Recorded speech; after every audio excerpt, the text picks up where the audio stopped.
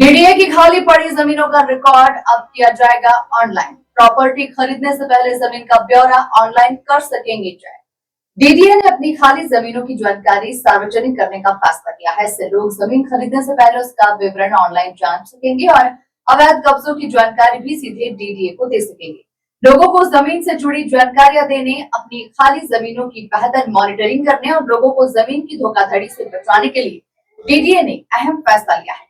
DDA अब अपनी खाली जमीन से जुड़ी कई जानकारी पब्लिक डोमेन में डालेगा। इन जानकारियों को समय समय पर अपडेट किया जाएगा। इससे लोगों को जमीन की बेहतर जानकारी मिल सकेगी। वो किसी भी तरह के अवैध कब्जों की जानकारी समय रहते डीडीए को दे सकेंगे। साथ ही जमीन खरीद फरोख्त से पहले भी जमीन से जुड़ी जानकारी चेक कर सकेंगे। आप लोगों के लिए डीडीए की खाली जमीन से जुड़ी कई अहम जानकारी ऑनलाइन ही मौजूद रहेंगी। ये जानकारियां डीडीए अपनी वेबसाइट पर अपलोड करेगा। डीडीए ने अभी मैनेजमेंट, हॉर्टिकल्चर और इंजीनियरिंग विंग की खाली जमीनों की जानकारियां वेबसाइट पर अपलोड कर दी है। अधिकारियों के अनुसार ये डेटा डीडीए के रिकॉर्ड आधारित सिस्टम बीएलएमएस से तैयार किया गया है। इसे सार्वजनिक सूचना और जागरूकता के उद्देश्य से जारी किया जा रहा है। डीडीए ने इसी के साथ ही कुछ अहम शर्तें और स्पष्टीकरण भी दिए हैं। डीडीए ने साफ किया है कि वेबसाइट पर उपलब्ध कराई जा रही जानकारी केवल सामान्य जानकारी और पारदर्शिता के लिए है। इसे किसी भी न्यायिक, प्रशासनिक, व्यावसायिक और अन्य आधिकारिक प्रक्रिया में कानूनी दस्तावेज या प्रमाणित रिकॉर्ड नहीं माना जाएगा।